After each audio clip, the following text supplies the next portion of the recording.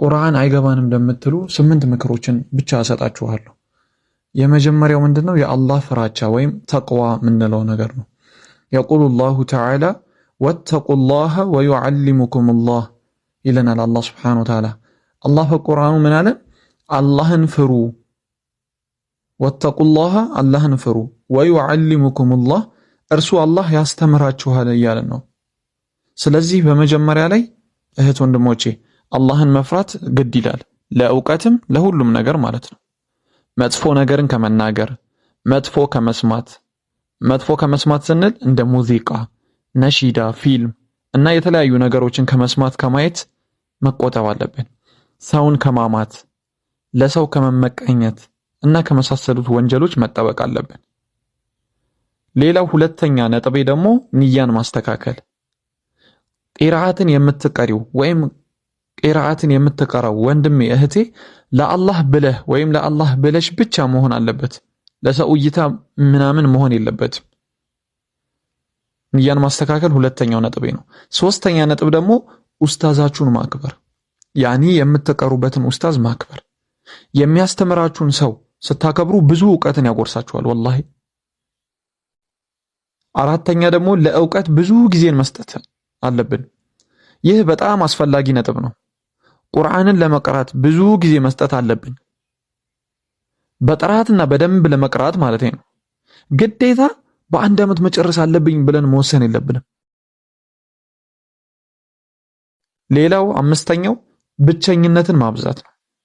ብቸኝነትን ማብዛት ስንል ይሄ ኸልዋ የምንለውን ነገር ማለት ነው። ከሰዎች ነጠል ብሎ ከጫጫታ ቦታ እና ምንም ጥቅም ከሌላቸው ነገር ራስን ማራቅ ያስፈልጋል። ይሄ ይታወቃል። ብቸኝነትን ማብዛት አምስተኛው ነጥብ ነው። ስድስተኛው ነጥብ ደግሞ ተርቲብን መጠበቅ። ተርቲብን መጠበቅ ስንል ይሄ ቅደም ተከተል ማለት ነው። ይህ ብዙ ሰዎች የዘለሉት ነገር ነው። ያኒ መጀመሪያ ላይ ቃይደቱል ኑራንያን መቅራት አለብን። እሱን በደንብ ካወቅነው በኋላ ነው ወደ ቂራአት መግባት ያለብን። ቃይዳ መቅራታችን ለዚህኛው ቂራአት ወይም ለቁርአን ቂራአት በጣም ይጠቅመናል። በጣም ምክንያቱም ይሄ በራሴ ያየሁት ነገር ነው እየነገርኳችሁ ያለሁት። ሰባተኛው ምንድነው? ፍላጎት የምንለው ነገር ነው ወይም ይሄ ኢንተረስት የምንለው ነገር ማለት ነው። ቁርአንን ተገደን ሳይሆን እየወደድን ስንቀራው ነው ደስ የሚለው አጅርም የሚያስገኘው። እናም ቁርአንን ስንቀራ እየወደድን ደስ እያልን ነው መሆን ያለበት።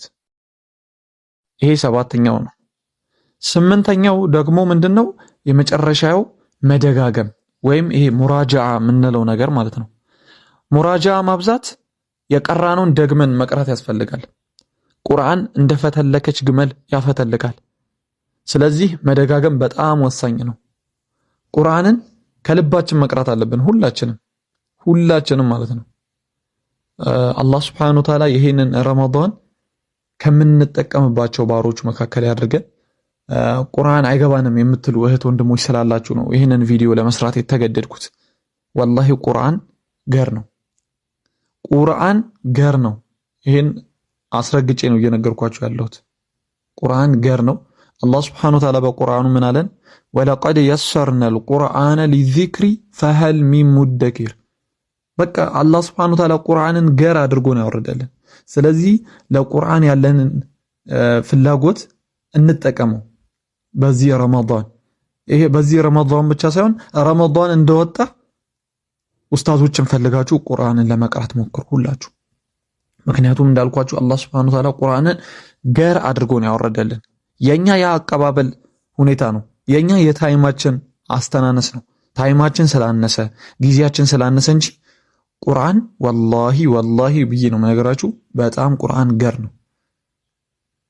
ምክንያቱም ሁሉም እናየዋለን ቁርአንን ታይም ሰጥቶ ወይም ጊዜ ሰጥቶ የሚቀራ ሰው ምን ያህል ትልቅ ደረጃ ላይ ሊደርስ እንደሚችል እንጂ ለሰለምቴዎች ብቻ ተብሎ አላል ሰለምቴዎች በጣም በቁርአናቸው በጣም ጎበዝ ናቸው ተብሎ ወዲያው ያختማሉ ምናምን የሚባል እሳቤ አለ። ግን እንደዛ አይደለም። በዘር እስልምናን ከቤተሰብ የወሰዳችሁም እህት ወንድሞቼ ቁርአን ምንም ለናንተ አለመሰጠት ሳይሆን ጊዜ ማጣት ነው። ጊዜያችንን በአግባቡ እንጠቀም እላለሁ። አላህ ሱብሓነሁ ወተዓላ ይህ ረመዳን ከተጠቀሙበት ባሮቹ እንጂ ከከሰሩት ባሮቹ መካከል አያድርገን። ባረከላሁ ፊኩም ወጀዛኩሙላሁ ኸይረን።